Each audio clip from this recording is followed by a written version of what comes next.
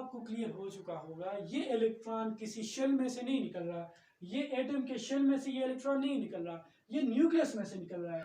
क्योंकि न्यूक्लियस में जब एक न्यूट्रॉन प्रोटॉन में चेंज हो जाएगा तो फिर इसमें न्यूक्लियस में ही इलेक्ट्रॉन बनता है, और जब इस प्रोसेस में इलेक्ट्रॉन बनेगा तो फिर वो इलेक्ट्रॉन इस न्यूक्लियस में से एमिट होता है, इस न्यूक्लियस में से इलेक्ट्रॉन निकलकर बाहर आता है।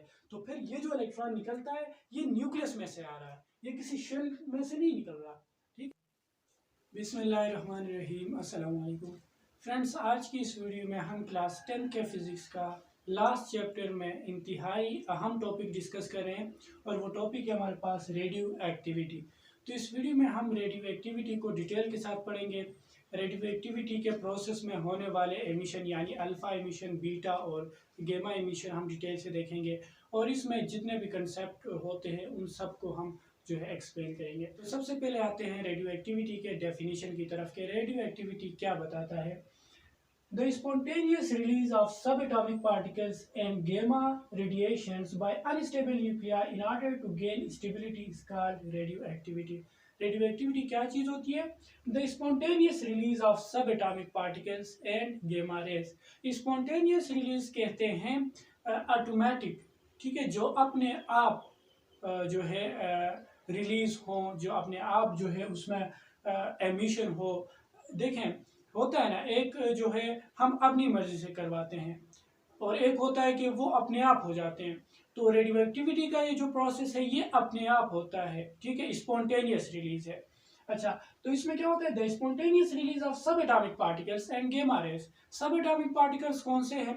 एटम के जो पार्टिकल्स होते हैं, यानी इलेक्ट्रॉन हो गया, प्रोटॉन हो गया और न्यूट्रॉन, यानी इलेक्ट्रॉन, प्रोटॉन और न्यूट्रॉन्स का जो है स्पॉन्टेनियस रिलीज जो होता है उसको हम बोलते हैं रेडियो एक्टिविटी। और ये किस लिए होता है? देखें, बाय अनस्टेबल न्यूक्लियाई। ये कहाँ पे होगा? एक अनस्टेबल न्यूक्लियाई में होगा। जो भी न्यूक्लियस हमारे पास अनस्टेबल होते हैं उसमें ये रेडियो एक्टिविटी का प्रोसेस होता है।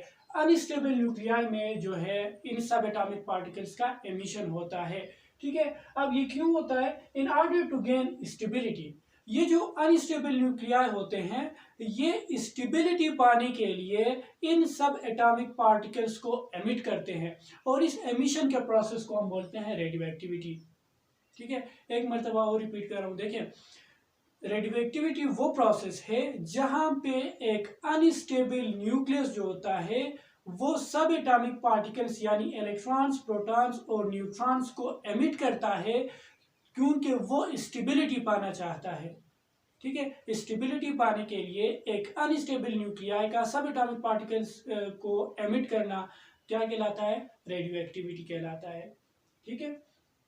अच्छा, radioactive elements emit 3 types of radiations. ये जो रेडियोएक्टिव एलिमेंट्स होते हैं, यानी जो एलिमेंट रेडियो एक्टिविटी परफॉर्म करते हैं वो 3 तरह के रेडिएशंस एमिट करते हैं। अच्छा, क्या है? अल्फा, बीटा एंड गेमा। ये 3 तरह के रेडिएशंस होते हैं। एक को हम बोलते हैं अल्फा, दूसरे को हम बोलते हैं बीटा, और तीसरे को हम बोलते हैं गामा रेडिएशंस, ठीक है, या गेमा रेडिएशंस। अच्छा, अब ये अल्फा, बीटा और गेमा क्या होती हैं इनको देखते हैं। Alpha particles are helium nuclei. Helium nuclei जो होता है उसको हम बोलते हैं अल्फा पार्टिकल, यानी रेडियो एक्टिविटी में जो अल्फा पार्टिकल रिलीज होती है वो हीलियम न्यूक्लियाई होती है, ठीक है, हीलियम न्यूक्लियाई। हीलियम न्यूक्लियाई से क्या मतलब होता है? देखिए, हीलियम के न्यूक्लियस में 2 प्रोटॉन्स होते हैं, 2 न्यूट्रॉन्स होते हैं, यानी 2 प्रोटॉन्स और 2 न्यूट्रॉन्स को मिला के हम बोलते हैं अल्फा पार्टिकल, ठीक है ना। आप यहाँ पे एक स्ट्रक्चर देख रहे हो, देखिए ये एटम है, ये पूरा हीलियम का एटम है, ठीक है, जिसमें हमारे पास 2 इलेक्ट्रॉन्स हैं, और सेंटर के न्यूक्लियस में जो है 2 प्रोटॉन्स और 2 न्यूट्रॉन्स हैं। क्योंकि एटॉमिक नंबर 2 होता है, मास नंबर 4 होता है, तो 4 न्यूक्लियस में 4 न्यूक्लियॉन्स यानी 4 एटॉमिक मास, और 2 प्रोटॉन्स यानी 2 एटॉमिक नंबर, ठीक है। अच्छा, अब इसमें से हम अगर खाली न्यूक्लियस की बात करें, इन इलेक्ट्रॉन्स को निकाल दें तो क्या बचेंगे? 2 प्रोटॉन्स होंगे और 2 न्यूट्रॉन्स। तो ये जो 2 प्रोटॉन्स और 2 न्यूट्रॉन्स जो हीलियम के न्यूक्लियस में होते हैं इसी को हम अल्फा पार्टिकल बोलते हैं। यानी जो दो प्रोटॉन्स और दो न्यूट्रॉन्स को आप अगर मिला लें एक साथ, दो प्रोटॉन्स और दो न्यूट्रॉन्स को हीलियम न्यूक्लियाई बोलते हैं और इसी हीलियम न्यूक्लियाई को अल्फा पार्टिकल बोला जाता है। ठीक है, तो यहाँ पे जो हमने डेफिनेशन में कहा था कि जो सब एटॉमिक पार्टिकल्स रिलीज हो जाती हैं वो यही है, हीलियम न्यूक्लियाई, सब एटॉमिक पार्टिकल्स, क्योंकि इसमें दो प्रोटॉन्स और दो न्यूट्रॉन्स एमिट होती है ना अल्फा पार्टिकल में। तो जब हीलियम न्यूक्लियाई एमिट होगा तो हम कहेंगे अल्फा एमिशन होता है, अल्फा पार्टिकल एमिट होते हैं। और यही डेफिनेशन में बताया गया था कि सब एटॉमिक पार्टिकल्स रिलीज होते हैं। सब एटॉमिक पार्टिकल्स कौन कौन से? प्रोटॉन्स और न्यूट्रॉन्स, हीलियम न्यूक्लियाई के शक्ल में, अल्फा पार्टिकल की सूरत में। ठीक है, अच्छा, अब इस हीलियम न्यूक्लियाई को हम इस तरह लिख सकते हैं। ठीक है, सिंबल इसका हीलियम का He होता है और उसका जो एटॉमिक नंबर होगा वो 2 होगा, क्योंकि इसके सेंटर में दो प्रोटॉन्स होती हैं, सॉरी ये दो प्रोटॉन्स होती हैं। और एटॉमिक मास इसका हम 4 लिखेंगे, क्योंकि दो प्रोटॉन्स के साथ दो न्यूट्रॉन्स भी होती हैं। ठीक है, तो 4 एटॉमिक मास, 2 एटॉमिक नंबर, यानी ये जो हीलियम न्यूक्लियाई है यही अल्फा पार्टिकल है। यानी अल्फा पार्टिकल मतलब दो प्रोटॉन्स के साथ दो न्यूट्रॉन्स। अच्छा, अब बीटा पार्टिकल्स क्या होती हैं? ये जो दूसरा हमारे पास है, beta particles are electrons or positrons. Beta particles हमारे पास या तो वो इलेक्ट्रॉन्स हो सकते हैं या पॉजिट्रॉन हो सकते हैं। इलेक्ट्रॉन्स के साथ तो आप फेमिलियर हैं, इलेक्ट्रॉन्स को आप जानते हैं कि एक जो है बहुत ही स्मॉल पार्टिकल जिसमें नेगेटिव चार्ज होता है, ये इलेक्ट्रॉन है हमारे पास। और दूसरा हमारे पास होता है पॉजिट्रॉन। ठीक है, पॉजिट्रॉन का मतलब होता है पॉजिटिव चार्ज वाला इलेक्ट्रॉन। इलेक्ट्रॉन पे अगर नेगेटिव की जगह पे पॉजिटिव चार्ज आए तो उसको हम बोलते हैं पॉजिट्रॉन। पॉजिट्रॉन को हम जो है यहाँ पे आप अच्छे से समझेंगे। ठीक है, मैं यहाँ पे आपको एक्सप्लेन करूंगा। फिलहाल के लिए इतना समझ लीजिए कि ये जो इलेक्ट्रॉन पे तो नेगेटिव चार्ज होता है, इलेक्ट्रॉन के मास जितना ही दूसरा पार्टिकल होता है जिस पे नेगेटिव की जगह पे पॉजिटिव चार्ज हो। यानी इलेक्ट्रॉन पे तो नेगेटिव चार्ज होता है और इलेक्ट्रॉन के मास जितना ही पॉजिट्रॉन का मास होता है, लेकिन पॉजिट्रॉन पे पॉजिटिव चार्ज होता है। पॉजिट्रॉन को पॉजिटिव इलेक्ट्रॉन भी कहा जाता है। ठीक है, अच्छा, और ये जो बीटा पार्टिकल्स होते हैं ये जिस तरह हमने कहा दो तरह के होते हैं, या इलेक्ट्रॉन होंगे या पॉजिट्रॉन होंगे। इलेक्ट्रॉन को हम जो इस तरह लिखते हैं, नेगेटिव साइन इसके साथ होता है, मास इसका हम 0 लिखते हैं। जिस तरह यहाँ पे इसका मास 4 था क्योंकि दो प्रोटॉन्स और दो न्यूट्रॉन्स होते थे। इलेक्ट्रॉन पे तो उसका मास बहुत ही कम है, तो इस पे हम यहाँ पे 0 लिखते हैं। ठीक है, और इसका जो नेगेटिव बीटा एमिशन यानी इलेक्ट्रॉन जो होता है इस पे नेगेटिव चार्ज, पॉजिट्रॉन पे हमारे पास पॉजिटिव चार्ज, मास दोनों के हम 0 कंसीडर करेंगे। इलेक्ट्रॉन का मास जो होता है वो प्रोटॉन और न्यूट्रॉन के मुकाबले में बहुत ही कम होता है। ठीक है, एक इलेक्ट्रॉन जो होता है या एक जो पॉजिट्रॉन होता है ये प्रोटॉन्स या न्यूट्रॉन्स के मुकाबले में 1836 गुना जो है वो इसका मास कम होता है। एक इलेक्ट्रॉन प्रोटॉन के मुकाबले में 1836 गुना कम होता है, यानी इसका मास जो होता है वो बहुत ही कम है। तो यहाँ पे हम 0 लिखते हैं। प्रोटॉन होता तो यहाँ पे हम 1 लिखते हैं। इलेक्ट्रॉन का मास बहुत कम है और इलेक्ट्रॉन का जो मास है यही मास पॉजिट्रॉन का होता है। ठीक है, बस चार्जेस इसके अपोजिट होते हैं, इलेक्ट्रॉन का नेगेटिव, पॉजिट्रॉन का पॉजिटिव। तो जो इलेक्ट्रॉन का एंटी पार्टिकल होता है उसको हम पॉजिट्रॉन बोलते हैं, क्योंकि चार्ज अपोजिट है ना, एंटी पार्टिकल है। इलेक्ट्रॉन पे नेगेटिव, पॉजिट्रॉन पे पॉजिटिव, मास दोनों के बराबर, तो इलेक्ट्रॉन का जो एंटी पार्टिकल होगा वो पॉजिट्रॉन होगा। ठीक है, अच्छा, अब तीसरी चीज जो रह गई गेमा रेस। गेमा रेस क्या होती हैं? गेमा रेस आर इलेक्ट्रोमैग्नेटिक रेडिएशंस। गेमा रेस जो तीसरी चीज रह गई, गेमा रेस होती हैं इलेक्ट्रोमैग्नेटिक रेडिएशंस। जिस तरह लाइट एक इलेक्ट्रोमैग्नेटिक रेडिएशन है। ठीक है, लाइट जो होता है वो एक इलेक्ट्रोमैग्नेटिक रेडिएशन मतलब वेव। ठीक है, इलेक्ट्रोमैग्नेटिक वेव। ठीक है, तो गेमा रेडिएशंस क्या होती हैं? इलेक्ट्रोमैग्नेटिक वेव्स होती हैं या रेस होती हैं। अच्छा, अब यहाँ पे एक और चीज जो रह गई है वो ये है कि अल्फा पार्टिकल्स और बीटा पार्टिकल्स, ठीक है, ये मैटर होते हैं। यानी जिस तरह हमने कहा अल्फा पार्टिकल क्या है? प्रोटॉन्स और न्यूट्रॉन्स को मिलाकर जो हीलियम का न्यूक्लियस बनता है उसको हम बोलते हैं अल्फा पार्टिकल यानी हीलियम न्यूक्लियर। इसका कोई ना कोई मास होगा, देखें। और इसी तरह इलेक्ट्रॉन्स और पॉजिट्रॉन जो होते हैं यानी बीटा पार्टिकल्स जो होते हैं ये भी मैटर ही होते हैं, इलेक्ट्रॉन है, ये भी इलेक्ट्रॉन और पॉजिट्रॉन ये भी मैटर हैं और ये भी मैटर हैं, ये दोनों मैटर हैं। और गेमा रेडिएशंस तो वो तो रेडिएशंस हैं ही, ठीक है। लेकिन ये जो दो मैटर हैं यानी अल्फा पार्टिकल और बीटा पार्टिकल, इनको भी रेडिएशंस कहा जाता है। देखें यहाँ पे मैंने लिखा है radio active elements emit 3 types of radiations.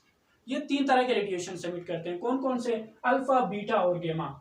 गेमा को तो हमने समझ लिया, ये रेडिएशंस हैं, ये वेव्स हैं। लेकिन अल्फा और बीटा को रेडिएशंस क्यों कहा गया, हालांकि ये तो मैटर्स हैं?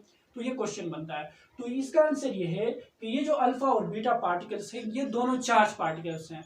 आप देख रहे हो हीलियम न्यूक्लियाई, इस पे भी +2 चार्ज होगा। 2 प्रोटॉन्स है ना इसमें, 2 प्रोटॉन्स, ठीक है। इन 2 प्रोटॉन्स की वजह से इस पे +2 चार्ज होगा, यानी ये चार्ज पार्टिकल है। और इसी तरह आप अगर बीटा पार्टिकल्स को देख लें तो इलेक्ट्रॉन पे नेगेटिव चार्ज, पॉजिट्रॉन पे पॉजिटिव चार्ज, यानी बीटा पार्टिकल्स पे भी जो है चार्जेस होते हैं। अल्फा पार्टिकल्स हो या बीटा पार्टिकल्स, दोनों चार्ज पार्टिकल हैं, दोनों पे चार्जेस होते हैं। अब ये जो चार्ज पार्टिकल जो होते हैं ना, ये जब एक्सेलरेट हो जाएं तो रेडिएशन एमिट करती हैं।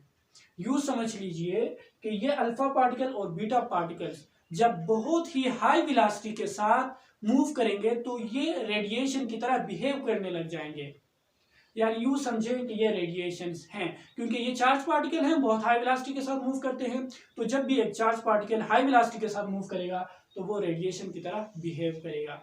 क्योंकि रेडियो एक्टिविटी के प्रोसेस के बाद अल्फा पार्टिकल्स और बीटा पार्टिकल्स बहुत हाई वेलोसिटी के साथ मूव करते हैं, तो इस वजह से अल्फा पार्टिकल्स और बीटा पार्टिकल्स को भी हम अल्फा रेडिएशंस या बीटा रेडिएशंस बोलते हैं। और गेमा रेडिएशंस तो रेडिएशंस है ही। क्लियर? अच्छा, एक और यहाँ पे इंपॉर्टेंट पॉइंट ये है कि यहाँ पे ये जो बीटा पार्टिकल्स एमिट होती हैं ये न्यूक्लियस से एमिट होती हैं। अल्फा पार्टिकल्स भी न्यूक्लियस से एमिट होती हैं, बीटा पार्टिकल्स भी न्यूक्लियस से एमिट होती हैं, और गेमा रेडिएशंस भी न्यूक्लियाई में से एमिट होती हैं। ये तीनों रेडिएशंस एक एटम के अनस्टेबल न्यूक्लियस के न्यूक्लियस में से एमिट होती हैं, ठीक है। ये तीनों चीजें, ये तीनों रेडिएशंस न्यूक्लियाई में से एमिट होती हैं, ठीक है। अच्छा, अब इसकी नेक्स्ट प्रॉपर्टी जो है इनकी ये है, अल्फा, बीटा एंड गेमा आर इनविजिबल रेडिएशंस। ये जो 3 रेडिएशंस हमने डिस्कस किए, अल्फा, बीटा, गेमा, ये रेडिएशंस, ये वेव्स जो है ये इनविजिबल है, इनको हम देख नहीं सकते, ये इनविजिबल रेडिएशंस होती है। अच्छा, उसके बाद क्या है, radio activity is a nuclear phenomenon. Radio activity जो है ये न्यूक्लियर फिनोमिनन है, यानी ये प्रोसेस न्यूक्लियस में परफॉर्म होता है। जिस तरह हमने कहा कि अल्फा, बीटा और गेमा जो एमिशन होती हैं ये न्यूक्लियाई में से एमिट होती हैं, तो इसलिए इसको हम बोलते हैं न्यूक्लियर फिनोमिनन, ये न्यूक्लियस में होता है। अच्छा, अब यहाँ पे एक चीज शायद आपको कंफ्यूज कर रही होगी, ये जो अल्फा पार्टिकल्स होते हैं इसका तो खैर है, इनमें 2 प्रोटॉन्स और 2 न्यूट्रॉन्स होते हैं, ठीक है ना। 2 प्रोटॉन्स और 2 न्यूट्रॉन्स, ये तो न्यूक्लियस में से निकल सकते हैं, क्योंकि न्यूक्लियस में प्रोटॉन्स और न्यूट्रॉन्स होते हैं तो अल्फा पार्टिकल्स निकल सकते हैं। लेकिन ये बीटा पार्टिकल्स, इसमें जो है थोड़ी कंफ्यूजिंग पॉइंट है, वो ये है कि यहाँ पे ये जो इलेक्ट्रॉन एमिट होता है, क्या ये भी न्यूक्लियस में से एमिट होता है? क्योंकि न्यूक्लियस में तो इलेक्ट्रॉन होता ही नहीं है, तो ये क्यों कह रहा है कि न्यूक्लियर फिनोमिनन? क्या ये इलेक्ट्रॉन शेल में से एमिट होगा या न्यूक्लियस में? तो आंसर है, ये जो इलेक्ट्रॉन एमिट होता है ये शेल्स में से एमिट नहीं होता है, ये न्यूक्लियस में से एमिट होगा। फॉर एग्जांपल, ये हमारे पास एटम है, ये इलेक्ट्रॉन्स हैं, ठीक है, शेल में, और ये न्यूक्लियस है। तो ये जो इलेक्ट्रॉन एमिट हो रहा है ये न्यूक्लियस में से एमिट हो रहा है, ठीक है। तो यहाँ पे ये कंफ्यूजिंग पॉइंट है कि न्यूक्लियस में तो इलेक्ट्रॉन होता ही नहीं है, तो फिर ये इलेक्ट्रॉन न्यूक्लियस में से कैसे निकलता है? तो इसका आंसर आपको मिल जाएगा जब हम बीटा एमिशन पढ़ेंगे, ठीक है। लेकिन ये बात याद रखें कि इलेक्ट्रॉन भी और पॉजिट्रॉन दोनों न्यूक्लियस में से एमिट होते हैं। अल्फा पार्टिकल हो, बीटा पार्टिकल हो, गेमा रेस हो, ये तीनों न्यूक्लियस में से एमिट होते हैं। अच्छा, नेक्स्ट हम देखें, radioactivity will not be affected by changing physical and chemical conditions like temperature and pressure. Radioactivity जो है इसको हम फिजिकल और केमिकल चेंजेस के जरिए चेंज नहीं कर सकते। फिजिकल और केमिकल कंडीशंस को चेंज करने का मतलब ये है कि फॉर एग्जांपल आप टेम्परेचर चेंज कर सकते हैं, आप प्रेशर चेंज कर सकते हैं, लेकिन इससे भी रेडियो एक्टिविटी के प्रोसेस को कोई फ़र्क नहीं पड़ने वाला। सिंपल सा मतलब यह है कि रेडियो एक्टिविटी को हम कंट्रोल नहीं कर सकते। फॉर एग्जांपल एक अनस्टेबल न्यूक्लियाई है, उसमें से अल्फ़ा पार्टिकल्स निकल रहे हैं। आप टेम्परेचर ज़्यादा कर लें, टेम्परेचर कम कर लें, प्रेशर चेंज कर लें, कुछ भी कर लें, लेकिन उस अल्फ़ा पार्टिकल जो एमिट हो रहे हैं उनको ज़्यादा या कम नहीं कर सकते। रेडियो एक्टिविटी के प्रोसेस को, उसके रेट को आप चेंज नहीं कर सकते। ठीक है, ये स्पॉन्टेनियस रिलीज होती है, अपने आप एमिट होते हैं और ये कंट्रोल भी नहीं किया जा सकता। ठीक है, तो ये अल्फा, बीटा और गामा रेडिएशंस के कुछ प्रॉपर्टीज थे। 2-3 प्रॉपर्टीज और हैं, लेकिन वो हम लास्ट में देखेंगे। ठीक है, अच्छा, तो यहाँ तक आपको अंदाजा हो चुका होगा कि अल्फा पार्टिकल्स या अल्फा रेडिएशंस क्या होती हैं, बीटा रेडिएशंस क्या होती हैं या गामा रेडिएशंस क्या होती हैं। अच्छा, नेक्स्ट हम बात करेंगे कि ये जो रेडियो एक्टिविटी होता है इसको डिस्कवर किसने किया था। अच्छा, radioactivity was discovered by Henry Becquerel at 1 March 1896। Radioactivity को डिस्कवर किया था हेनरी बैकरेल ने 1 मार्च 1896 को। एक्चुअली उन्होंने इसको डिस्कवर किया था एक्सीडेंटली। ठीक है, वो कुछ और करना चाहते थे, रेडियोएक्टिविटी सामने आ गया। कहा जाता है कि उन्होंने एक यूरेनियम को लिया और उसको किसी जो है फोटोग्राफिक प्लेट के ऊपर रखा हुआ था। तो कुछ देर बाद उन्होंने आके देखा कि ये जो फोटोग्राफिक प्लेट जिसके ऊपर यूरेनियम रखा है, वो फोटोग्राफिक प्लेट जो है वो डार्क हो चुका था, ब्लर हो चुका था। तो उसने वहां से अंदाजा लगाया कि ये जो यूरेनियम है इसमें से शायद कुछ रेडिएशंस निकली होंगी जो इस फोटोग्राफिक प्लेट पर पड़ने की वजह से इसको डार्क किए हैं। तो वहां से रेडियो एक्टिविटी सामने आ गया, रेडियो एक्टिविटी डिस्कवर हो गई। यानी उन्होंने इस तरह एक यूरेनियम का सोर्स लिया, ये यूरेनियम रखा उन्होंने और इसके सामने सिल्वर फॉइल और उसके सामने फोटोग्राफिक प्लेट। तो उन्होंने ये देखा था कि उस रेडियो एक्टिव एलिमेंट यानी यूरेनियम में से कुछ रेडिएशंस इस तरह निकलती हुई इस सिल्वर फाइल को पास करती हुई, ठीक है, इस फोटोग्राफिक प्लेट को उन्होंने डार्क किए थे। ठीक है, इस फोटोग्राफिक प्लेट को उन रेडिएशंस ने ब्लर किए थे। हमने देखा कि ये जो रेडिएशंस होती हैं ये तो इनविजिबल होती हैं, ये दिखाई नहीं देती। तो वहां से महसूस ये किया गया ये जो फोटोग्राफिक प्लेट है ये ब्लर हो चुका था, ये तो खुद दिखाई नहीं दे रहे ये रेडिएशंस, लेकिन ये फोटोग्राफिक प्लेट पर जब पड़े तो उस फोटोग्राफिक प्लेट को इन्होंने डार्क किए, तो वहां से रेडियो एक्टिविटी डिस्कवर हुआ एक्सीडेंटली। ठीक है, और उसके बाद जो है एक और साइंटिस्ट जो थे उन्होंने भी डिस्कवर किए रेडियो एक्टिव एलिमेंट्स। ठीक है, Pierre Curie and Marie Curie जो है उन्होंने हस्बैंड वाइफ थे दोनों साइंटिस्ट। तो उन्होंने रेडियम और पोलोनियम को डिस्कवर किया। तो शुरू वाला जो डिस्कवरी हुई थी यूरेनियम की वो हेनरी बैकरेल ने की थी। ठीक है, 1 मार्च 1996 को, 1896 को।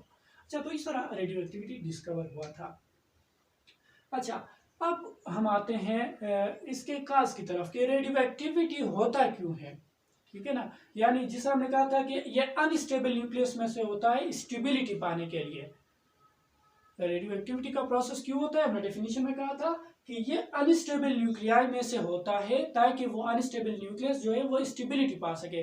अब ये अनस्टेबल न्यूक्लियाई से क्या मतलब होते हैं, यानी हम कैसे जान पाएंगे कि ये न्यूक्लियस स्टेबल है और ये अनस्टेबल है। यानी शॉर्टली हम यूं कह सकते हैं कौन से एलिमेंट रेडियो एक्टिव होंगे कौन से नहीं होंगे, वो हम कैसे जो है डिस्क्राइब कर सकते हैं। तो उसके लिए हम ये स्टेटमेंट देख लेते हैं क्या है। Elements of which neutrons to protons ratio is very high or very low, they are unstable and possess radio activity, such elements are called radio active elements. अच्छा, तो ये जो है ये काज है, ये रीजन है, मतलब रेडियो एक्टिविटी क्यों होता है। हमने तो कहा कि ये अनस्टेबल न्यूक्लियाई के स्टेबल होने के लिए इसको करना पड़ता है। अब ये अनस्टेबल न्यूक्लियाई क्या होते हैं, इस पे इसको आप देख लें तो क्या कहता है, elements of which neutrons to protons ratio, ठीक है, neutrons to protons ratio is very high or very low, they are unstable. वो एलिमेंट्स जिनके न्यूक्लियस में, ठीक है, जो प्रोटॉन्स और न्यूट्रॉन्स होते हैं, अगर न्यूट्रॉन्स टू प्रोटॉन्स रेशियो लिया जाए तो वो रेशियो या बहुत हाई आ जाए या बहुत लो, ठीक है, तो फिर वो एलिमेंट जो है वो अनस्टेबल होगा। ठीक है, फॉर एग्जाम्पल ये न्यूक्लियस है, इसमें हमारे पास 2 प्रोटॉन्स हैं और 2 न्यूट्रॉन्स हैं। अगर रेशो ले लें neutron to proton ratio, neutron to proton ratio इस तरह लिखते हैं ना, neutron divided by proton, number of neutrons divided by number of protons. तो न्यूट्रॉन्स कितने हैं? 2, ठीक है 2, और डिवाइडेड बाय प्रोटॉन्स कितने होते हैं? प्रोटॉन्स भी 2, 2 डिवाइडेड बाय 2, ये 1 के बराबर आ जाता है। ठीक है, 1 जो होता है ये नॉर्मल है, ये स्टेबल। अगर 1 से कम होता तो फिर अनस्टेबल हो जाना था इसको, और अगर 1 से ज्यादा होता तब भी अनस्टेबल होना था। फॉर एग्जाम्पल यहाँ पे प्रोटॉन 2 हैं, अगर 1 होता तो हम 2 डिवाइडेड बाई 1 लिखते प्रोटॉन की जगह पे, तो फिर इसका आंसर 2 आना था। वो 1 से हाई है तो फिर ये अनस्टेबल हो जाता। और अगर ऐसा होता कि इसमें जो है न्यूट्रॉन्स 1 हो, 2 की जगह पे 1 हो, और प्रोटॉन्स 2 हो, 1 डिवाइडेड बाई 2, ये भी 1 से कम आ जाता है 0.5, तो भी अनस्टेबल है। यानी स्टेबल होने के लिए न्यूट्रॉन टू प्रोटॉन रेशो को बैलेंस होना पड़ता है, यानी 1 आना चाहिए। जितने प्रोटॉन्स उतने ही न्यूट्रॉन्स अगर हो तो फिर एटम का जो न्यूक्लियस है वो स्टेबल होगा। और अगर न्यूट्रॉन्स और प्रोटॉन्स में ये जो रेशो होता है ये स्टेबल ना हो तो फिर एटम क्या होगा? एटम का न्यूक्लियस अनस्टेबल होगा। ठीक है, मतलब अगर ये रेशो हाई भी हो तो भी अनस्टेबल, और अगर ये रेशो लो भी हो, यानी न्यूट्रॉन टू प्रोटॉन रेशो अगर हाई हो या लो, एटम अनस्टेबल होगा। और जो एटम अनस्टेबल होता है वो क्या कर लेता है? स्टेबिलिटी पाने के लिए रेडियो एक्टिविटी के प्रोसेस में इन्वॉल्व हो जाता है। यहाँ से आपको क्लियर हो चुका होगा कि ये अल्फा बीटा एमिशन क्यों होता है, अल्फा पार्टिकल्स एमिट क्यों करता है एक एलिमेंट, यानी प्रोटॉन्स और न्यूट्रॉन्स को क्यों निकाल लेता है, ताकि इन प्रोटॉन्स और न्यूट्रॉन्स की तादाद को बैलेंस कर सके। जब ये प्रोटॉन्स और न्यूट्रॉन्स की तादाद बैलेंस हो पाए तो न्यूट्रॉन टू प्रोटॉन रेशो 1 के बराबर आएगा, और जब न्यूट्रॉन टू प्रोटॉन रेशो 1 होगा यानी बैलेंस होगा तब एटम स्टेबल हो जाएगा। यानी स्टेबिलिटी पाने के लिए अल्फा पार्टिकल एमिट करेगा। जब अल्फा पार्टिकल एमिट हो जाएगा तो फिर neutron to proton ratio balance हो जाएंगे और फिर एटम इस तरह स्टेबल हो जाएगा। क्लियर? अच्छा, तो यहाँ पे जो सारा खेल है वो न्यूट्रॉन टू प्रोटॉन रेशो का है। ठीक है, अगर न्यूट्रॉन टू प्रोटॉन रेशो कम हो तो फिर अल्फा एमिशन, अगर neutron to proton ratio high हो तो फिर नेगेटिव बीटा एमिशन। ये इसी तरह है, सारा खेल न्यूट्रॉन टू प्रोटॉन रेशो का है। न्यूट्रॉन टू प्रोटॉन रेशो अगर बैलेंस हो तो स्टेबल, बैलेंस ना हो यानी हाई हो या लो, दोनों सूरतों में वो अनस्टेबल होता है। और अगर एलिमेंट अनस्टेबल हो तो वो रेडियो एक्टिविटी के प्रोसेस में इन्वॉल्व हो जाएगा, और इस तरह के एलिमेंट्स को रेडियो एक्टिव एलिमेंट्स कहा जाता है। क्लियर है? अच्छा, ये चीज आपको क्लियर हो चुकी होगी। अच्छा, अब एक इम्पोर्टेंट फैक्ट हम देखते हैं कि इन न्यूट्रॉन्स और प्रोटॉन्स की तादाद का बैलेंस होना जरूरी क्यों है। ठीक है, 2 प्रोटॉन्स हो गए, 2 न्यूट्रॉन्स, अब इनकी तादाद का बराबर होना जरूरी क्यों है? ये अगर कम ज्यादा हो तो इससे एटम जो है अनस्टेबल क्यों हो जाता है, इस बात को समझें। ठीक है, अच्छा फॉर एग्जाम्पल ये हमारे पास 2 प्रोटॉन्स हो गए, तो आपको पता है दोनों प्रोटॉन्स में पॉजिटिव चार्जेस होती हैं, इस पे भी पॉजिटिव चार्ज, इस पे भी पॉजिटिव चार्ज। अब 2 पॉजिटिव चार्ज अगर एक साथ रखे हो, क्या वो एक दूसरे को रिपेल नहीं करेंगे? जरूरी बात है वो एक दूसरे को रिपेल करेंगे, इलेक्ट्रोस्टैटिक फोर्स लग जाएगी, कूलम लॉ जो हमने पढ़ा था, ये एक दूसरे को रिपेल करेंगे, यानी इन दोनों के दरमियान रिपल्सिव फोर्स होगी। ठीक है, इसको हम बोलते हैं इलेक्ट्रोस्टैटिक फोर्स, यानी 2 चार्जेस के दरमियान जो फोर्स होती है, यानी 2 प्रोटॉन्स के दरमियान ये फोर्स पाई जाती है। अच्छा, तो ये अब क्वेश्चन जहन में आता है कि जब एक न्यूक्लियस के अंदर प्रोटॉन्स होते हैं और प्रोटॉन्स एक दूसरे को अगर रिपेल कर रहे हैं तो न्यूक्लियस को तो टूट जाना चाहिए, है ना। ये न्यूक्लियस है, इसमें 2 प्रोटॉन्स ये एक दूसरे को रिपेल कर रहे हैं, तो न्यूक्लियस टूटेगा नहीं? जरूर टूट जाएगा, लेकिन ऐसा होता नहीं है। प्रोटॉन्स मौजूद हैं, एक दूसरे को रिपेल भी कर रहे हैं, लेकिन फिर भी वो न्यूक्लियस में से बाहर नहीं आ रहे, न्यूक्लियस टूट नहीं रहा। तो इसका मतलब यह है कि इन प्रोटॉन्स के जो रिपल्सिव फोर्स है इसको बैलेंस करने के लिए कोई दूसरा अट्रैक्टिव फोर्स मौजूद है। यानी ये एक दूसरे को रिपेल कर रहे हैं, कोई दूसरा फोर्स होगा जो इनको वापस खींच रहा है। ठीक है ना। एक तो ये इलेक्ट्रोस्टैटिक फोर्स हो गई जो इन दो प्रोटॉन्स को एक दूसरे से जो है इनको रिपेल कर रहा है। इलेक्ट्रोस्टैटिक फोर्स, ये दो प्रोटॉन्स एक दूसरे को रिपेल कर रहे हैं, लेकिन एक दूसरा फोर्स है जो इनको वापस अट्रैक्ट कर रहा है, जो इस इलेक्ट्रोस्टैटिक फोर्स को कैंसिल कर रहा है। इस वजह से ये प्रोटॉन्स इस न्यूक्लियस में टिके हुए हैं, ये बाहर नहीं निकलते, न्यूक्लियस टूट नहीं जाता। तो जो अट्रैक्टिव फोर्स इस इलेक्ट्रोस्टैटिक फोर्स को बैलेंस कर रहा है उसको हम बोलते हैं स्ट्रॉन्ग न्यूक्लियर फोर्स। ठीक है। यानी इस न्यूक्लियस के अंदर जितने भी सब एटॉमिक पार्टिकल्स हैं यानी प्रोटॉन्स और न्यूट्रॉन्स हैं, इनके दरमियान एक अट्रैक्टिव फोर्स मौजूद है, उसको हम बोलते हैं स्ट्रॉन्ग न्यूक्लियर फोर्स। ठीक है। फॉर एग्जांपल ये दो न्यूट्रॉन्स हो गए, इन दो न्यूट्रॉन्स के दरमियान भी एक फोर्स होता है। बेशक न्यूट्रॉन पे कोई चार्ज नहीं है, ये एक दूसरे को जो है चार्जेस के बिना पर अट्रैक्ट नहीं कर रहे हैं। ठीक है। ये न्यूक्लियर फोर्स की वजह से अट्रैक्ट कर रहे हैं। जैसे ये दो चार्जेस इलेक्ट्रोस्टैटिक फोर्स की वजह से एक दूसरे को रिपेल कर रहे हैं, ये दो न्यूट्रॉन्स स्ट्रॉन्ग न्यूक्लियर फोर्स की वजह से एक दूसरे को अट्रैक्ट कर रहे हैं। और इसी तरह इस न्यूट्रॉन का इस प्रोटॉन के साथ भी अट्रैक्टिव फोर्स मौजूद है। ठीक है। और इसी तरह इस न्यूट्रॉन का इस प्रोटॉन के साथ भी अट्रैक्टिव फोर्स मौजूद है।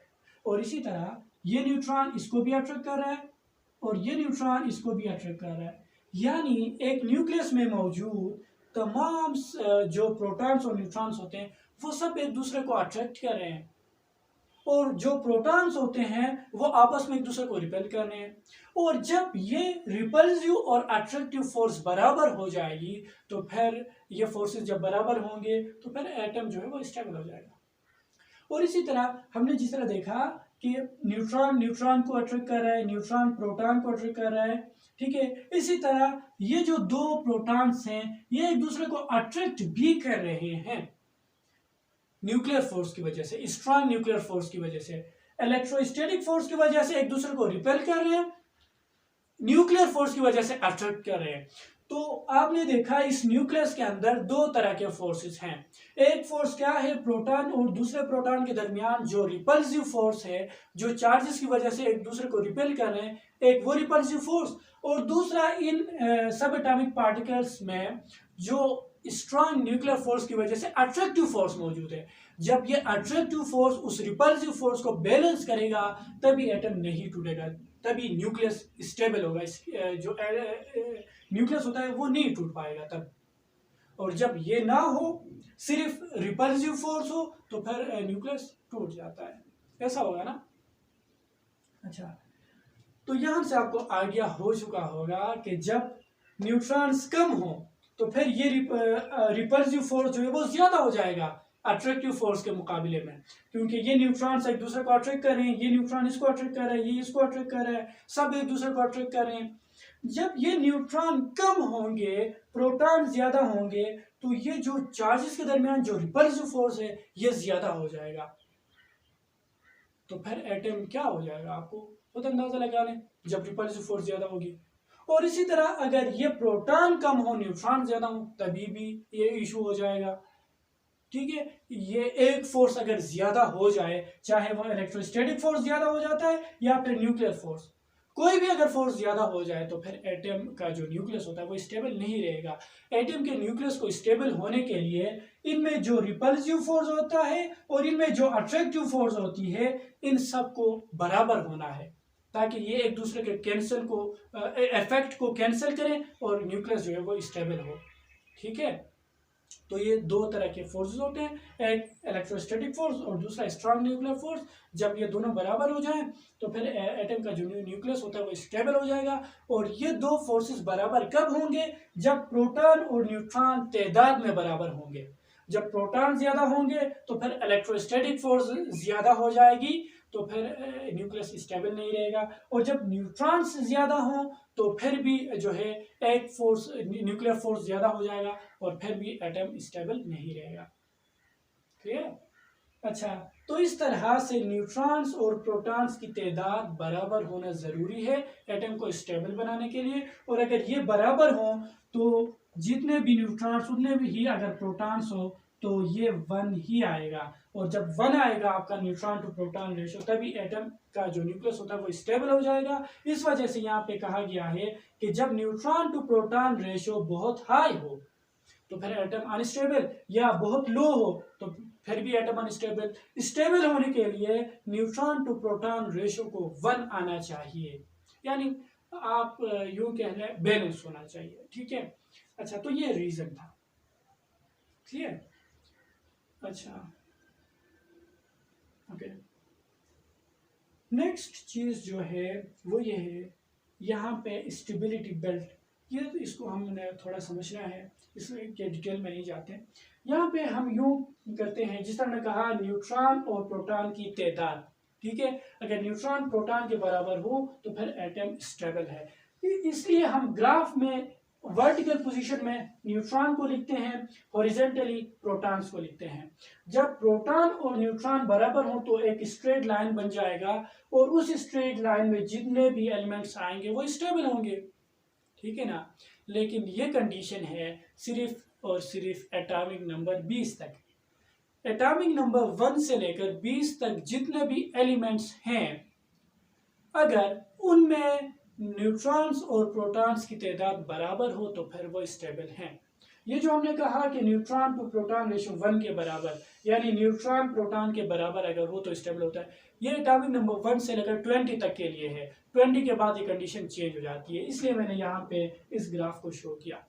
ठीक है, ये आप देख रहे हो, यहाँ से यहाँ तक, ये यहाँ तक, ये जो ग्राफ है ये स्ट्रेट आ रहा है, क्योंकि यहाँ पे जो है ना, इस पॉइंट में प्रोटॉन्स 20 होते हैं और इस पॉइंट में न्यूट्रॉन्स भी 20 होते हैं। यानी एटॉमिक नंबर 1 से लेकर एटॉमिक नंबर 20 तक जितने भी एलिमेंट्स होते हैं वो तभी स्टेबल हैं जब उनमें प्रोटॉन टू न्यूट्रॉन रेशियो 1 आ जाए या न्यूट्रॉन टू प्रोटॉन बराबर हो, आप कह सकते हैं। ठीक है, अच्छा, तो यहां से आपको अंदाजा लग रहा है, ठीक है, क्योंकि यहां से यहां तक ये स्ट्रेट आ चुका है। देखें ये ग्राफ, ये जो यहाँ पे ये रेड लाइन है, इसको हम बोलते हैं स्टेबिलिटी बेल्ट।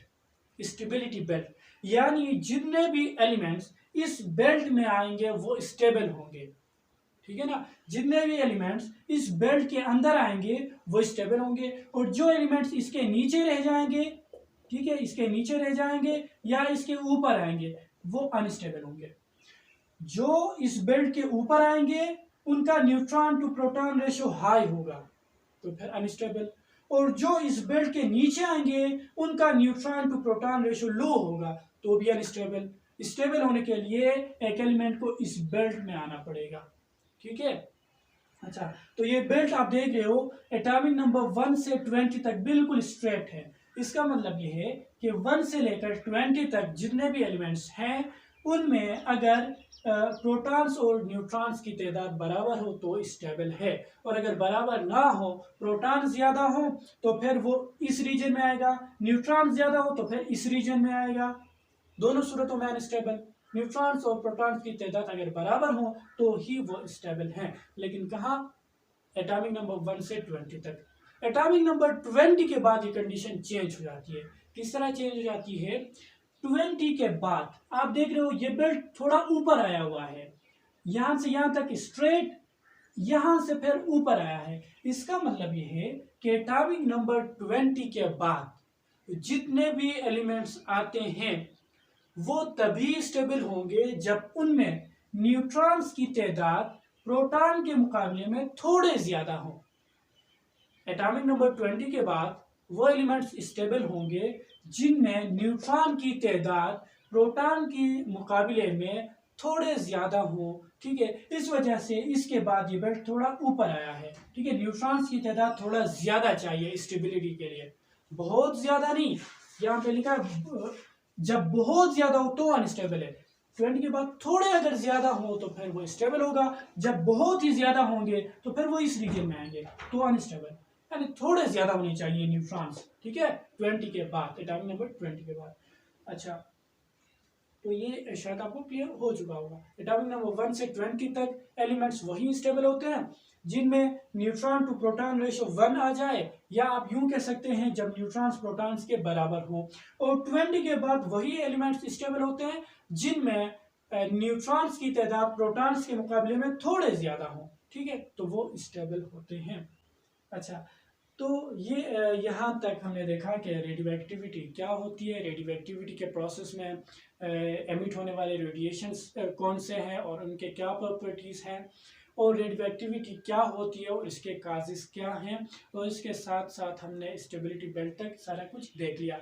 अब हम देखेंगे कि अगर neutron to proton ratio low हो तो एटम तो अनस्टेबल होता है, लेकिन उस केस में स्टेबिलिटी पाने के लिए क्या करना पड़ेगा एटम को, और अगर neutron to proton ratio high हो तो भी एटम अनस्टेबल होता है, और उस केस में हमारे पास एलिमेंट को स्टेबिलिटी पाने के लिए क्या करना पड़ेगा। तो इसमें अल्फा एमिशन और बीटा एमिशन आता है, ठीक है। तो हम अभी अल्फा एमिशन और बीटा एमिशन पढ़ेंगे। अल्फा एमिशन और बीटा एमिशन के बाद एलिमेंट जो होता है वो अनस्टेबल से स्टेबल बन जाता है, तो इसलिए हम अभी जो है अल्फा एमिशन पढ़ेंगे। अच्छा, तो अब अल्फा एमिशन क्या है? Alpha emission, when the neutrons to protons ratio of the nucleus of an atom is very low, then the nucleus emits alpha particles to increase this ratio in order to get stability. अब हमने दो सूरतें पढ़ी, radio activity में कौन से element involve होते हैं, कौन से एलिमेंट रेडियो एक्टिव होते हैं, वो एलिमेंट्स जो अनस्टेबल हों, और अनस्टेबल कौन से होते हैं जिनमें न्यूट्रॉन टू प्रोटॉन रेशो बहुत हाई हो या बहुत लो हो। हमने देखा न्यूट्रॉन टू प्रोटॉन रेशो अगर हाई हो तो भी अनस्टेबल, और अगर लो हो तो भी अनस्टेबल। और अगर हाई हो तो कौन सी सूरत होगी, लो होगी तो कौन सी सूरत होगी। तो अल्फा एमिशन कब होगा? जब ये रेशो बहुत लो हो, यानी ये वाली जब बहुत लो होता है तभी भी एलिमेंट क्या होता है, अनस्टेबल होता है। तो उस सूरत में वो अल्फा एमिशन करेगा और स्टेबिलिटी पाएगा। और अगर ये रेशो बहुत हाई हो, या आप देख सकते हो यहाँ पे देखें नेगेटिव बीटा एमिशन में, जब ये रेशो बहुत हाई हो तो उसको बीटा एमिशन करना पड़ेगा, अगर लो हो तो उसको अल्फा एमिशन करना पड़ेगा। अल्फा और बीटा एमिशन बिल्कुल सिंपल है, ठीक है। अच्छा, एक मरतबा फिर से पढ़ लेते हैं। When the neutrons to protons ratio of the nucleus of an atom is very low, then the nucleus emits alpha particles to increase this ratio in order to get stability. अब अगर न्यूट्रॉन टू प्रोटॉन रेशो जो है, neutron to proton ratio लो है, यानी neutron के मुकाबले में proton ज्यादा है, न्यूट्रॉन कम है, न्यूट्रॉन टू प्रोटॉन रेशो अगर कम हो, लो हो, तो फिर उसको क्या करना चाहिए, न्यूट्रॉन टू प्रोटॉन रेशो को इंक्रीज करना चाहिए ताकि वो स्टेबिलिटी बेल्ट तक आ सके, ठीक है। फॉर एग्जांपल जो है इस रीजन में है, इस रीजन में, ठीक है, जहां पे न्यूट्रॉन टू प्रोटॉन रेशो लो है, स्टेबिलिटी बेल्ट से नीचे, तो अब इसको इस न्यूट्रॉन टू प्रोटॉन रेशो को इंक्रीज करके आना पड़ेगा इस बेल्ट तक पहुंचने के लिए। तो इस न्यूट्रॉन टू प्रोटॉन रेशो को इंक्रीज करने के लिए इसको क्या करना पड़ेगा, अल्फा पार्टिकल्स एमिट करना पड़ेगा। अल्फा पार्टिकल्स क्या होते थे, हीलियम न्यूक्लियाई, ठीक है, हीलियम न्यूक्लियाई होते थे, यानी दो प्रोटॉन्स और दो न्यूट्रॉन्स को हम मिलाकर अल्फा पार्टिकल बोलते हैं। सिंपली आप यूं कह सकते हैं अल्फा पार्टिकल क्या होते हैं, दो प्रोटॉन और दो न्यूट्रॉन्स को मिलाकर अल्फा पार्टिकल बोला जाता है। तो यहां भी ऐसा होगा, जब न्यूट्रॉन टू प्रोटॉन रेशो बहुत लो हो तो उसको हाई करने के लिए अल्फा पार्टिकल्स एमिट हो जाएंगे।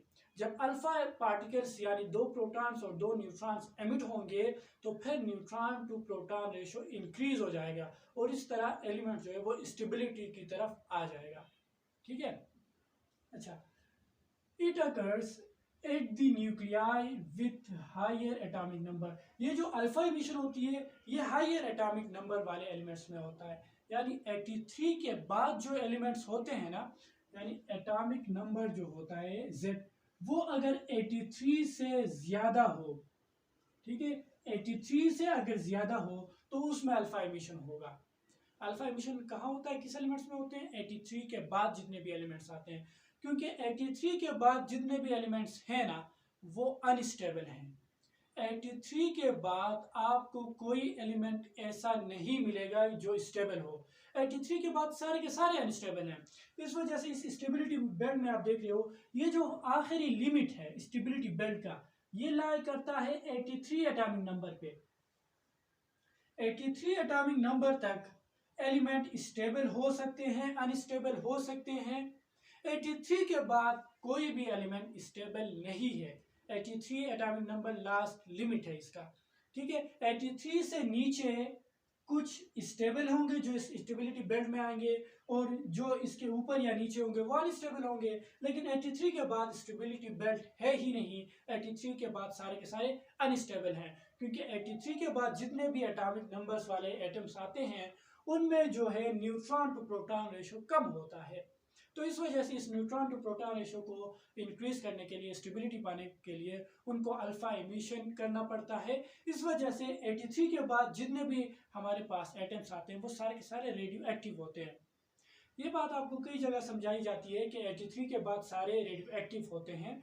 तो इसका मतलब ये है कि 83 से नीचे भी रेडियो एक्टिव एलिमेंट्स मौजूद हैं, लेकिन 83 के बाद सारे के सारे रेडियो एक्टिव है। 83 से आप अगर नीचे देख ले तो कुछ रेडियो एक्टिव होंगे, कुछ नहीं होंगे। आप हाइड्रोजन को ही देख ले, हाइड्रोजन का एक आइसोटोप है वो रेडियो एक्टिव है, नाइट्रोजन का आइसोटोप रेडियो एक्टिव है, कार्बन का आइसोटोप है वो रेडियो एक्टिव है। बहुत सारे कार्बन के जो है कार्बन 14 वो इसका एग्जाम्पल, हाँ ये कार्बन 14, ये क्या है हमारे पास, ये एक 83 से नीचे इसका एटॉमिक नंबर है 6 है, लेकिन फिर भी ये क्या है, रेडियो एक्टिव है। और इसी तरह नाइट्रोजन 12, ठीक है, नाइट्रोजन 12 भी यहाँ है। देखिए नाइट्रोजन 12 जो आइसोटोप है इसका एटॉमिक नंबर 7, फिर भी ये रेडियो एक्टिव है। और इस तरह हाइड्रोजन का जो आइसोटोप है उसका एटॉमिक मास 3, ठीक है, वो भी हमारे पास एक रेडियो एक्टिव है। और इस तरह नाइट्रोजन के हमारे पास 7 आइसोटोप है। नाइट्रोजन 12 से स्टार्ट होता है तकरीबन 18 तक, कहीं तक 18, हाँ। तो इन 7 आइसोटोप में सिर्फ नाइट्रोजन 14 और 15 जो हैं वो स्टेबल हैं, बाकी सारे 5 वो अनस्टेबल हैं, वो सारे रेडियो एक्टिव हैं। नाइट्रोजन 12 ये unstable radio active, nitrogen 13 unstable, nitrogen 16, 17, 18 ये सारे अनस्टेबल हैं। तो 83 से नीचे भी रेडियो एक्टिव एलिमेंट्स मौजूद हैं, लेकिन 83 इसलिए बताया जाता है 83 के बाद सारे के सारे अनस्टेबल हैं। तो इसलिए जो 83 के बाद एलिमेंट्स होते हैं उनमें न्यूट्रॉन टू प्रोटॉन रेशियो कम होता है, और इसको इंक्रीज करने के लिए अल्फा पार्टिकल्स वो एलिमेंट्स एमिट करते हैं। अल्फा पार्टिकल्स का मतलब 2 प्रोटॉन्स के साथ 2 न्यूट्रॉन्स एमिट करते हैं। जब 2 प्रोटॉन और 2 न्यूट्रॉन एक साथ एमिट करेंगे तो उनका न्यूट्रॉन टू प्रोटॉन रेशियो थोड़ा इंक्रीज हो जाएगा, और जब ये इंक्रीज हो जाएगा तो वो स्टेबिलिटी की तरफ आएंगे, ठीक है। फॉर एग्जाम्पल ये है हमारे पास यूरेनियम, ठीक है। यूरेनियम एक रेडियो एक्टिव एलिमेंट है जिसका एटॉमिक नंबर हमारे पास है जी 92। इसमें 92 प्रोटॉन्स है यूरेनियम के न्यूक्लियस में। 92 मतलब क्या है, 83 से ऊपर है तो ये रेडियो एक्टिव होगा, ठीक है। और इसका एटॉमिक मास जो है वो डिफरेंट है, इसके आइसोटोप्स मुख्तलिफ मौजूद हैं। हमने एक को उठाया 238, 238 जो है वो इसका एटॉमिक मास, 92 इसका एटॉमिक नंबर। तो इसमें न्यूट्रॉन कितने होंगे आप देख लें।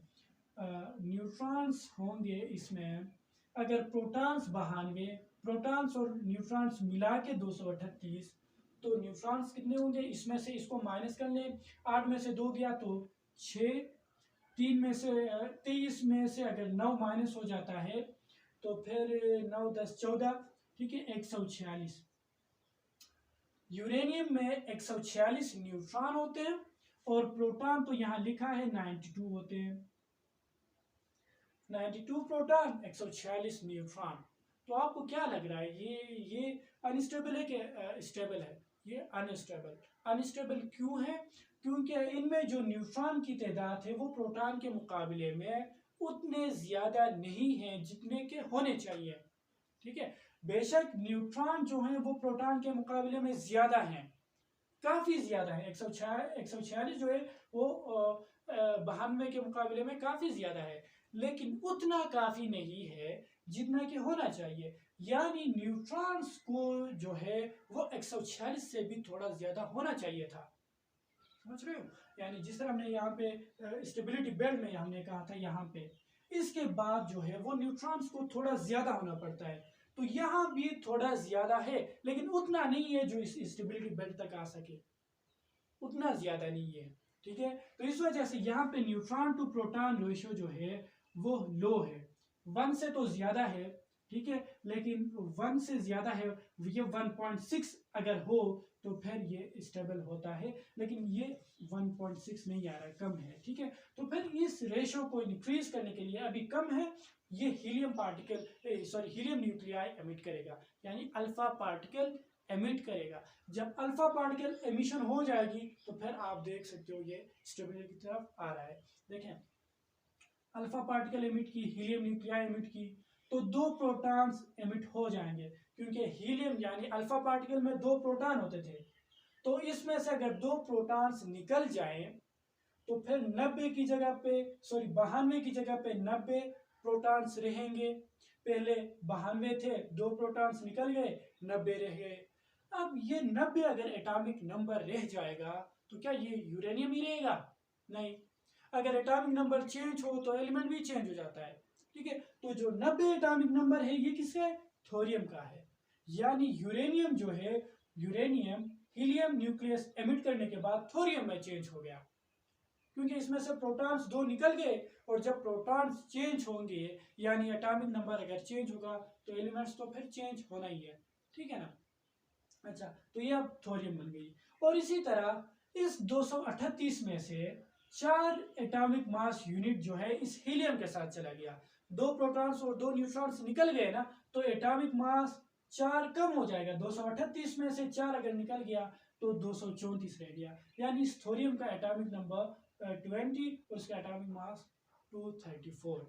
अब आप देख लें, इस थोरियम का जो न्यूट्रॉन टू प्रोटॉन रेशो है वो इंक्रीज हो चुका होगा, ठीक है। अब इसमें न्यूट्रॉन्स कितने होंगे? अब इसमें न्यूट्रॉन्स होंगे 234 में से 90 को माइनस कर लें, 4 में से 0 गया 4, 23 में से 9 यानी 14, 144। इसमें प्रोटॉन कितने हैं? 90। अब अगर न्यूट्रॉन टू प्रोटॉन रेशो ले लें तो ये जो रेशो है 144 ओवर 90 और ये जो है 146 ओवर 92, ये रेशो कम है इसके मुकाबले में, ये रेशो अब ज्यादा हो चुका है। आप कैलकुलेटर में पुट करके देख लें, ये रेशो आपको कम मिलेगा, ये रेशो आपको ज्यादा आंसर देगा। तो ये न्यूट्रॉन टू प्रोटॉन रेशो अब इंक्रीज हो चुका है। जब ये इंक्रीज होता रहेगा तो फिर ये स्टेबिलिटी का आ जाएगा, क्लियर। अच्छा, और ये लास्ट में जो है ये गेमा है, गेमा का सिंबल जो हमने यहाँ पे लिखा है, ये गेमा का सिंबल, यानी गेमा एमिशन भी इसके साथ में होती है। इसको हम डिटेल में पढ़ेंगे गेमा एमिशन में, ठीक है। यानी इस रेडियो एक्टिविटी के प्रोसेस में गेमा एमिशन भी होता है, इसको भी हम देखेंगे। अल्फा एमिशन क्लियर है? अल्फा एमिशन क्यों होता है? न्यूट्रॉन टू प्रोटॉन रेशो जब लो हो तो उसको हाई करने के लिए अल्फा पार्टिकल्स एमिट करना पड़ता है। जब अल्फा पार्टिकल्स एमिट हो जाएंगे तो न्यूट्रॉन टू प्रोटॉन रेशो लो से हाई हो जाएगा, ठीक है। अच्छा, तो आपको शायद एक और चीज़ यहाँ पे कंफ्यूज कर रही होगी, वो ये है कि अगर अल्फा पार्टिकल एमिट हो रही है यानी 2 प्रोटॉन्स और 2 न्यूट्रॉन्स एक साथ अगर निकल रहे हैं तो इनका रेशो कैसे चेंज होता है, या आप इसको कैलकुलेटर में पुट कर लें, आपको खुद ही अंदाज़ा हो जाएगा कि ये रेशो जो है वो इसके मुकाबले में कम है, ये रेशो इंक्रीज हो चुका है, क्लियर है। अच्छा, तो ये खेल था किसका? अल्फा एमिशन, जब neutron to proton ratio low हो। और अब अगर neutron to proton ratio high हो तो भी एटम तो अनस्टेबल होना था ना, तो उस केस में बीटा एमिशन होगी, ठीक है। अब आते हैं बीटा एमिशन की तरफ, ठीक है। Beta emissions are of 2 types, जिस तरह हमने यहाँ पे कहा था, ठीक है। बीटा पार्टिकल्स 2 तरह के होते थे, एक हमारे पास इलेक्ट्रॉन्स होते थे, दूसरा हमारे पास पॉजिट्रॉन होते थे।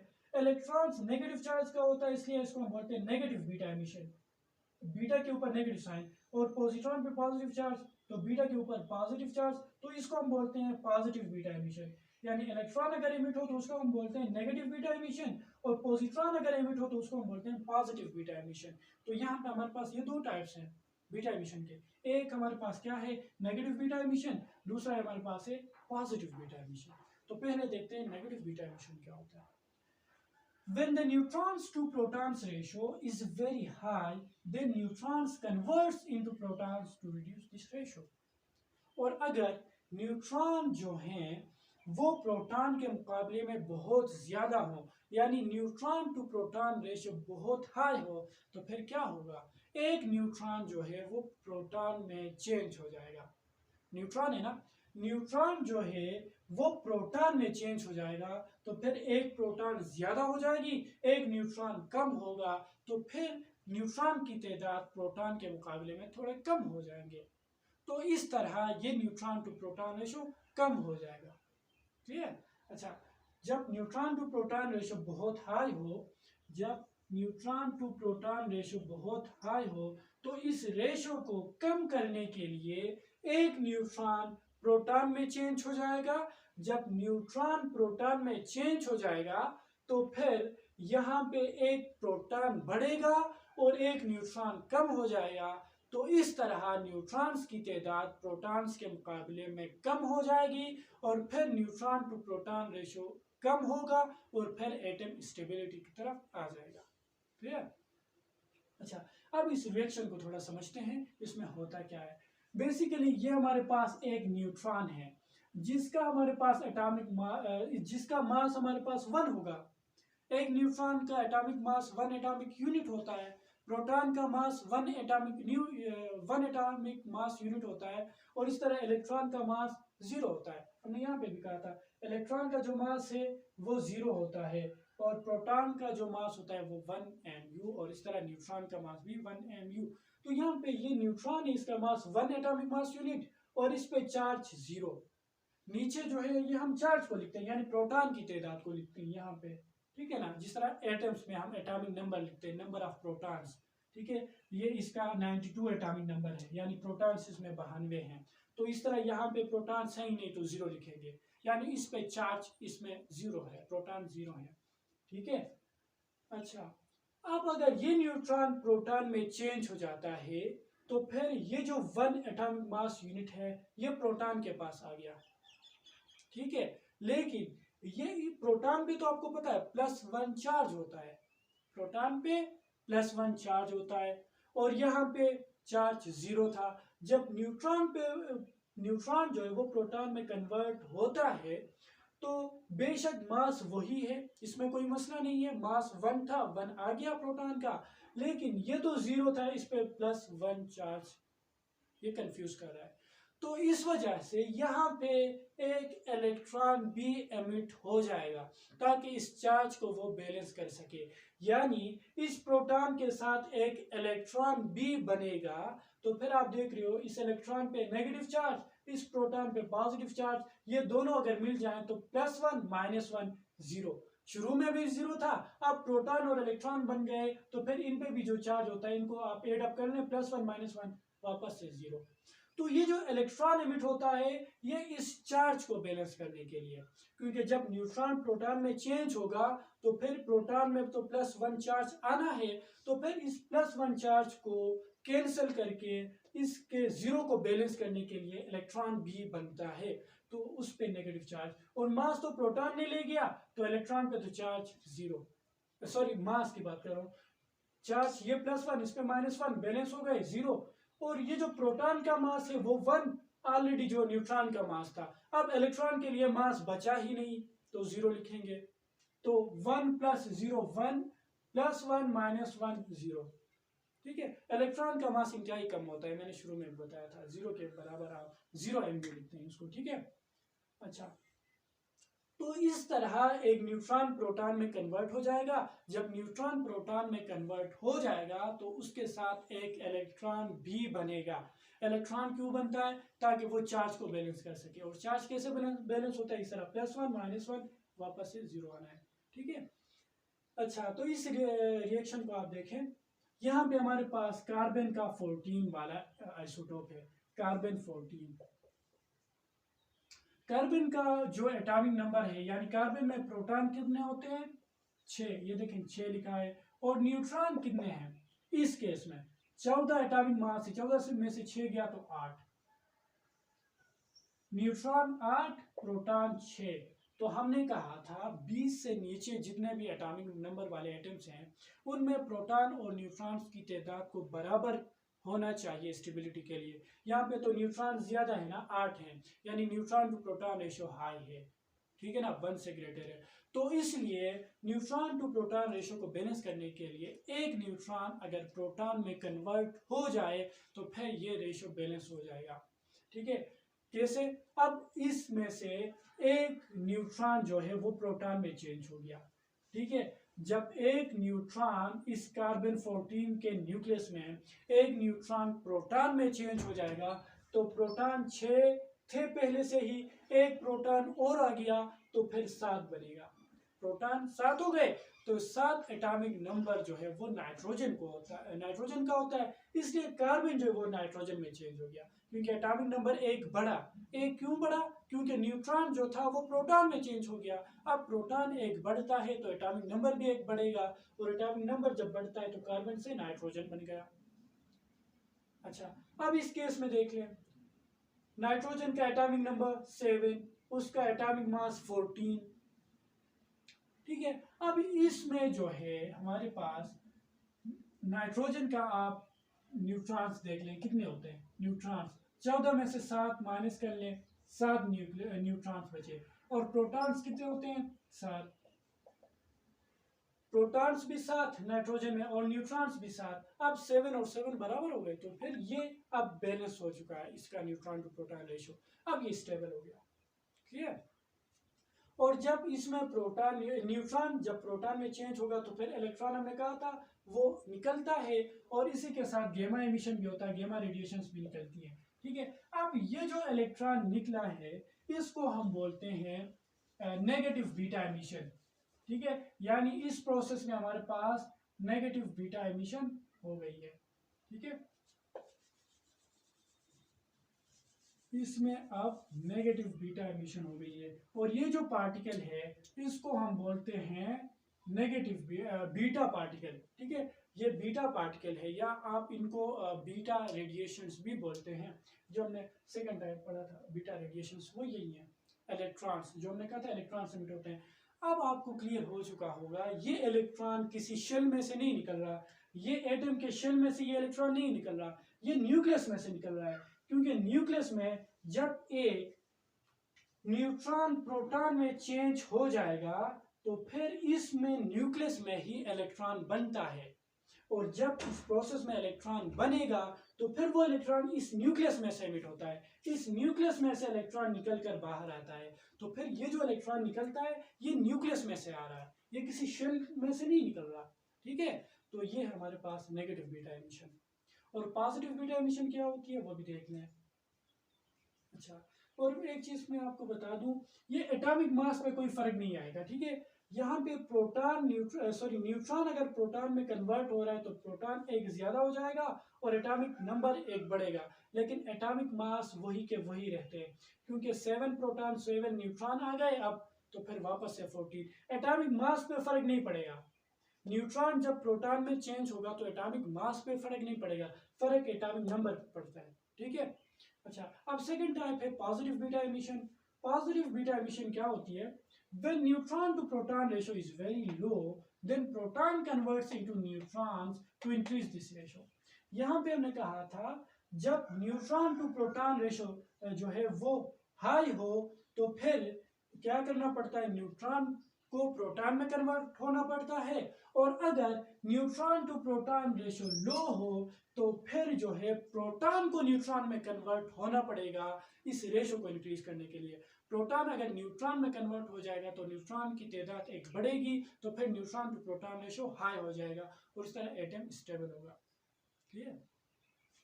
अच्छा, ये वाला केस हमने यहाँ पे भी डिस्कस किया था कि जब neutron to proton ratio low हो तो फिर अल्फा पार्टिकल एमिट होते हैं और ये स्टेबल हो जाता था, और यहाँ पे वापस से आ गया।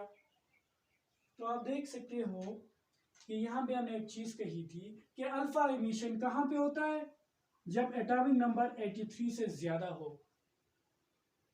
83 से ऊपर वाले में अल्फा एमिशन होती है। अब 83 से नीचे अगर कोई एलिमेंट्स ऐसा हो जिसका neutron to proton ratio low हो तो फिर वो क्या करे, वो पॉजिटिव बीटा एमिशन करेगा।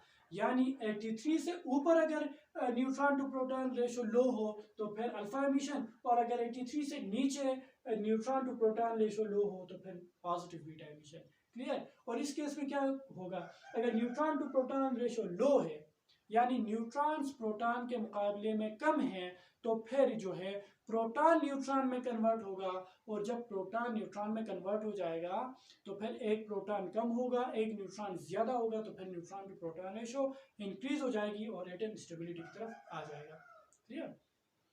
अच्छा, तो यहाँ पे रिएक्शन है ऊपर वाले की तरह, एक प्रोटॉन है हमारे पास जिसका मास 1 होता है 1 mu, और इस पे चार्ज +1। जब ये न्यूट्रॉन में कन्वर्ट होगा तो प्रोटॉन का जो मास था 1, वो न्यूट्रॉन के पास आ गया 1, लेकिन इस पे तो +1 चार्ज मौजूद होता है, वो कहाँ गया, क्योंकि न्यूट्रॉन का तो चार्ज 0 होता है, न्यूट्रल है। तो इस पॉजिटिव चार्ज को लेकर एक और पार्टिकल निकल जाता है, उसको हम बोलते हैं पॉजिट्रॉन, जिसपे +1 चार्ज होती है। अब इस चार्ज को निकलने वाला जो पार्टिकल होता है उसका मास इंतहाई कम होता है 0 mu, जिस तरह इलेक्ट्रॉन का 0 था, क्योंकि सारा मास तो न्यूट्रॉन का प्रोटॉन ने लिया था 1, तो इसके पास 0 मास बचा था। तो यहाँ भी प्रोटॉन का मास न्यूट्रॉन ले रहा है, तो इस पार्टिकल के पास मास नहीं बचा 0, लेकिन इस पे चार्ज जो है वो +1 है, क्योंकि इस प्रोटॉन का जो चार्ज होता है वो इसको मिल जाता है, क्योंकि ये तो चार्ज लेता नहीं है न्यूट्रॉन, ये न्यूट्रल पार्टिकल है, तो ये चार्ज इसको अगर मिल रहा है तो ये हमारे पास जो पार्टिकल आ रहा है इसको हम बोलते हैं पॉजिट्रॉन, पॉजिटिव इलेक्ट्रॉन भी कहा जाता है।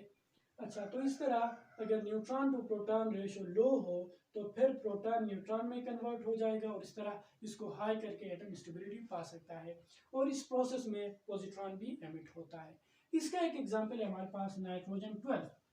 नाइट्रोजन 12 जो है ये एक रेडियो एक्टिव आइसोटोप है, ठीक है। इसका एटॉमिक नंबर आप देख रहे हो 7 है, ठीक है। इसमें प्रोटॉन कितने हैं फिलहाल नाइट्रोजन में 7, और इसमें न्यूट्रॉन कितने हैं 12 - 7 आप कर लें 5 आ जाता है। न्यूट्रॉन 5 है इसमें और प्रोटॉन 7 है, तो प्रोटॉन तो ज्यादा हो गए ना। अब इन प्रोटॉन्स और न्यूट्रॉन्स की तादाद को बराबर करने के लिए एक प्रोटॉन इसमें से न्यूट्रॉन में कन्वर्ट हो जाएगा।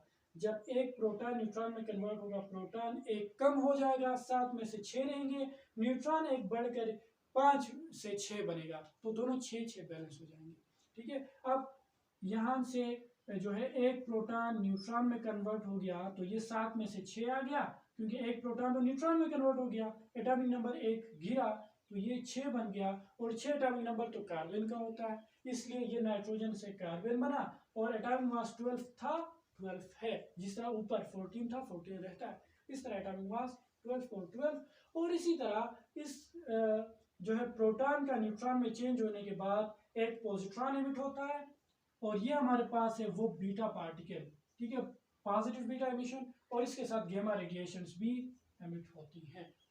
क्लियर। अच्छा, तो ये हमारे पास पॉजिटिव बीटा एमिशन थी। अच्छा, नेक्स्ट हम देख लेते हैं गामा एमिशन, इंतहाई शॉर्ट है, इसके बाद हम जो है अपना लेक्चर खत्म करेंगे। अच्छा, गामा एमिशन क्या होता है? Gamma emission occurs when dotted nuclei comes into ground state from excited state. गेमा रेस को तो हमने देख लिया, गेमा इलेक्ट्रोमैग्नेटिक रेडिएशंस होती हैं। अब ये गेमा एमिशन क्यों होता है वो देख लेते हैं। देखिए, इससे पहले हम देख लेते हैं डॉटेड न्यूक्लियाई क्या होता है, पेरेंट न्यूक्लियाई क्या होता है। पेरेंट न्यूक्लियाई होता है या पेरेंट न्यूक्लियाई वो होता है जो रेडियो एक्टिव के प्रोसेस से पहले मौजूद होता है, यानी ये यूरेनियम है, टूटने से पहले ये यूरेनियम का जो न्यूक्लियस है वो हमारे पास पेरेंट न्यूक्लियाई है, और टूटने के बाद ये जो थोरियम बन गया है, ये थोरियम हमारे पास डॉटेड न्यूक्लियाई होता है, जिस तरह हमने बायोलॉजी में पढ़ा होगा सेल डिवीजन में, पेरेंट न्यूक्लियाई टूटता है, डॉटेड न्यूक्लियाई में जो है वो डिवाइड हो जाता है। तो इस तरह ये पेरेंट न्यूक्लियाई है, ये डॉटेड न्यूक्लियाई, और यहाँ पे ये पेरेंट न्यूक्लियाई ये टूटने के बाद ये क्या होता है, डॉटेड न्यूक्लियाई, ठीक है। तो इस तरह पेरेंट न्यूक्लियाई और डॉटेड न्यूक्लियाई होते हैं। अच्छा, तो गामा एमिशन कब होता है? जब एक पेरेंट न्यूक्लियाई टूटने के बाद जब डॉटेड न्यूक्लियाई बन जाए, तो फिर उस डॉटेड न्यूक्लियाई का जो एनर्जी होगा वो बहुत ज्यादा हाई होगा। उस हाई एनर्जी वाले स्टेट को हम बोलते हैं एक्साइटेड स्टेट, बहुत ज्यादा एनर्जी होती है उसके पास, उस स्टेट को हम बोलते हैं एक्साइटेड स्टेट। तो उस एक्साइटेड स्टेट में वो न्यूक्लियस स्टेबल नहीं रह पाता है, और उस एक्साइटेड स्टेट से वो ग्राउंड स्टेट में आना चाहता है। ग्राउंड स्टेट मतलब लो एनर्जी वाला स्टेट, ठीक है। यहाँ पे मैंने लिखा है एक्साइटेड स्टेट का मतलब होता है हाई एनर्जी लेवल, ठीक है। एक न्यूक्लियस जिसका एनर्जी लेवल बहुत हाई है उस स्टेट को हम बोलते हैं एक्साइटेड स्टेट, और ग्राउंड स्टेट बोलते हैं जब उसका एनर्जी लेवल लो हो, ठीक है। तो रेडियोएक्टिविटी के प्रोसेस के बाद एक पेरेंट न्यूक्लियस जब एक डाटर न्यूक्लियस में टूटेगा तो फिर उस डाटर न्यूक्लियस का जो एनर्जी होगा वो बहुत हाई होगा, और हाई एनर्जी के साथ वो स्टेबल नहीं रहेगा। तो फिर उसको क्या करना पड़ेगा, वो एनर्जी रिलीज करनी पड़ेगी। उस एनर्जी को रिलीज करने के बाद जब उसकी एनर्जी कम हो जाएगी तो फिर वो स्टेबल बनेगा। अब ये जो एनर्जी को रिलीज कर रहा होता है हाई एनर्जी लेवल से लो एनर्जी लेवल तक आ रहा होता है। फॉर एग्जांपल ये न्यूक्लियस है, हाई एनर्जी लेवल पे है, इस लो एनर्जी लेवल पे आते हुए ये एनर्जी को रिलीज करता है, और जो एनर्जी रिलीज होती है वो रेडिएशंस के फॉर्म में रिलीज होती है, और फिर उन रेडिएशंस को हम बोलते हैं गेमा रेडिएशंस। यानी रेडियोएक्टिविटी के प्रोसेस के बाद जो डाटर न्यूक्लियाई होता है, ये हो गया, ये हो गई, ठीक है, और इस तरह ये हो गया। तो जो डाटर न्यूक्लियाई होते हैं इनकी एनर्जी बहुत हाई होती है, और इस हाई एनर्जी के साथ वो स्टेबल नहीं होते। स्टेबिलिटी पाने के लिए उनको वो एनर्जी रिलीज करनी पड़ती है, एमिट करनी पड़ती है। तो जो एनर्जी वो एमिट करते हैं वो गेमा रेडिएशंस के फॉर्म में एमिट करते हैं। तो इस तरह रेडियोएक्टिविटी में गेमा रेडिएशंस एमिट होती हैं। यहाँ भी आप देख सकते हो, और यहाँ पे भी गेमा रेडिएशंस एमिट होती हैं। क्लियर? अच्छा, यहाँ से एक पॉइंट जो शुरू में मैंने लिखा था, मैंने एक्सप्लेन नहीं करी थी, वो ये है कि अल्फा पार्टिकल मैंने कहा था, बीटा पार्टिकल और गेमा रेडिएशंस, ये तीन रेडिएशंस थे बेसिकली। तो यहाँ पे मैंने इन दोनों के बीच में आर लिखा था और इन दोनों के बीच में एंट लिखा था। वजह इसका ये है कि अल्फा पार्टिकल के साथ भी गेमा एमिशन होता है, बीटा पार्टिकल्स के साथ भी गेमा एमिशन दोनों में होता है, लेकिन अल्फा और बीटा एक साथ एमिट नहीं होता है।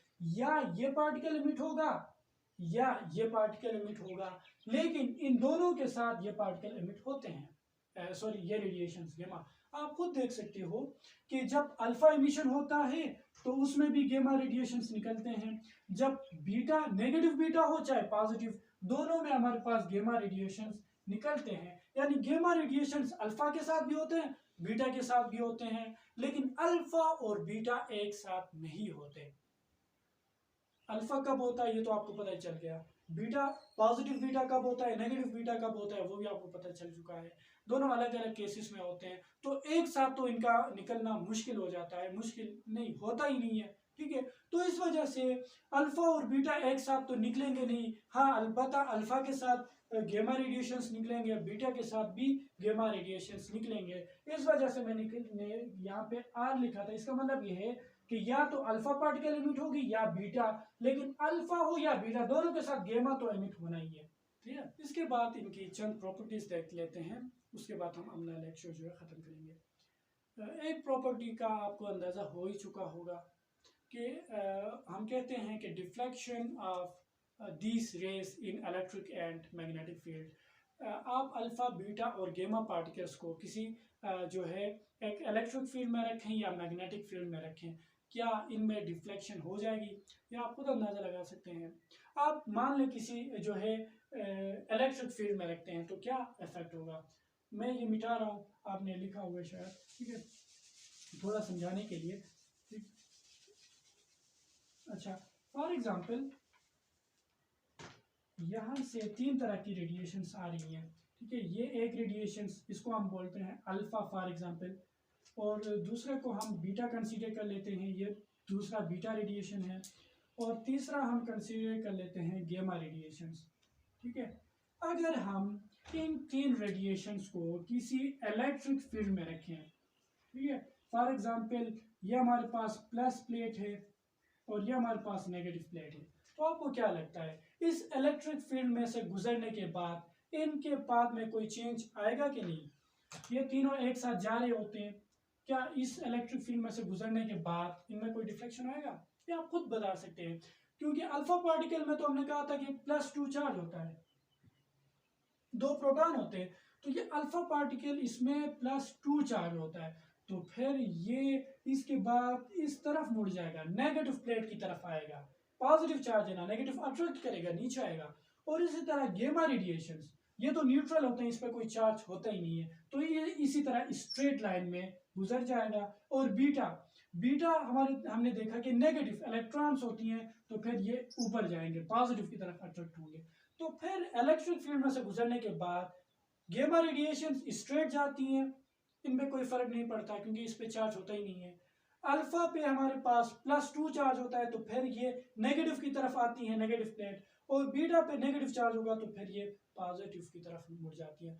तो जिस तरह ये इलेक्ट्रिक फील्ड में बीटा और अल्फा मुड़ जाती हैं, गेमा स्ट्रेट जाती हैं, मैग्नेटिक फील्ड में भी यही इफेक्ट ही होता है इसी तरह। ठीक है, ये इनकी एक प्रॉपर्टी हो गई। ठीक है, और दो और प्रॉपर्टीज होती हैं, वो मैं आपको शॉर्टली डिस्क्राइब कर लेता हूँ। ठीक है, वो ये है कि पेनेट्रेटिंग पावर। पेनेट्रेटिंग पावर का मतलब होता है कि किसी चीज में से ये कितना अंदर दाखिल हो सकते हैं। फॉर एग्जांपल यहाँ कोई चीज रखी गई है, ठीक है, हमने अगर ये तीनों रेडिएशंस इसमें से अगर गुजार ली तो कौन ज्यादा अंदर जा पाएगा। ठीक है, तो जो गेमा रेडिएशंस होती हैं इनकी पेनेट्रेटिंग पावर सबसे ज्यादा होती है। ये गेमा रेडिएशंस जो है ये इसको पास कर सकती हैं, गेमा रेडिएशंस। ठीक है, और जो हमारे पास फॉर एग्जांपल ये हमने कहा कि ये हमारे पास बीटा पार्टिकल्स हैं, तो फिर ये भी काफ़ी हद तक जा सकती हैं। और जो हमारे पास तीसरा कौन सा है, अल्फा पार्टिकल्स, ये बहुत ही कम जो है जगह ये अंदर घुस पाते हैं, यानी इनकी पेनेट्रेटिंग पावर बहुत कम होती है अल्फा पार्टिकल्स की। अल्फा पार्टिकल्स की पेनेट्रेटिंग पावर सबसे कम होती है, और जो गेमा रेडिएशंस होती है इनकी सबसे हाई होती है। बीटा की जो पेनेट्रेटिंग पावर है ये तकरीबन ये भी काफ़ी होती है। ठीक है, इन दोनों के मुकाबले में इसका इंटरमीडिएट वाला पोजीशन है बीटा पार्टिकल्स का। ठीक है, तो गेमा रेडिएशंस का पेनेट्रेटिंग पावर सबसे ज़्यादा है, यानी किसी चीज़ में से ये बहुत आसानी के साथ गुजर सकते हैं। ठीक है, सामने कोई चीज़ रखी हो, पेपर रखी हो, ग्लास रखी हो, गेमा रेडिएशंस पास हो सकती हैं। उसके बाद जो कम पावर वाले हैं वो है हमारे पास बीटा पार्टिकल्स, उसके बाद सबसे कम वाले हैं अल्फा पार्टिकल्स। ठीक है, और अगर इनके आयोनाइजिंग पावर को देखें तो जो सबसे हाई आयोनाइजिंग पावर है वो है अल्फा पार्टिकल का, इसका रिवर्स होता है। ठीक है, इसका रिवर्स होता है, यानी अगर हमने देखा कि पेनेट्रेटिंग पावर हमने देख लिया था, पेनेट्रेटिंग पावर सबसे हाई किसका था, गेमा रेडिएशंस का। उसके बाद कौन से वाले थे, बीटा पार्टिकल्स, और तीसरे नंबर पे हमारे पास अल्फा पार्टिकल्स थे। और अगर आप आयोनाइजिंग पावर देख लें, ठीक है, आयोनाइजिंग पावर, तो जो सबसे टॉप पे आता है वो है अल्फा पार्टिकल। ठीक है, दूसरे नंबर पे आता है हमारे पास बीटा, और तीसरे नंबर पे आता है गेमा। यानी इसको रिवर्स कर दे तो फिर आयोनाइजिंग पावर। आयोनाइजिंग पावर से मतलब ये है कि वो कितना एक मटेरियल को आयनाइज कर सकते हैं। यानी फॉर एग्जांपल कोई गैस पड़ी है, ठीक है, एक गैस है, तो ये अगर रेडिएशंस हम उस गैस में भेजें तो कौन सा रेडिएशन उनको ज्यादा आयोनाइज करेगा, कौन सा रेडिएशन उस गैस के पार्टिकल को ज्यादा आयंस में चेंज करेगा। तो फिर जो सबसे ज्यादा पावर होती है वो अल्फा पार्टिकल के पास होती है, क्योंकि इस पे चार्ज भी ज्यादा होता है और इसका मास भी ज्यादा है। ठीक है, इन बाकियों के मुकाबले में। तो इस तरह आयोनाइजिंग पावर जो सबसे ज्यादा आयोनाइज करेगा वो अल्फा पार्टिकल होगा, जो उससे थोड़ा कम आयोनाइज करेगा वो बीटा होगा, और सबसे कम आयोनाइजिंग पावर जो है वो गामा रेडिएशंस के पास होती है। तो ये इनकी तीन प्रॉपर्टी जो हमने डिस्कस की। आई होप कि आपको ये वीडियो अच्छा लगा होगा, आपको हर एक पॉइंट की समझ आ चुकी होगी। इस तरह के और भी वीडियोस के लिंक आपको डिस्क्रिप्शन में मिल जाएंगे। और अगर ये वीडियो हेल्पफुल लगी है तो वीडियो को लाइक करें, चैनल पे नए हैं तो चैनल को सब्सक्राइब करें। मिलते हैं नेक्स्ट वीडियो में, तब तक के लिए अल्लाह हाफिज़।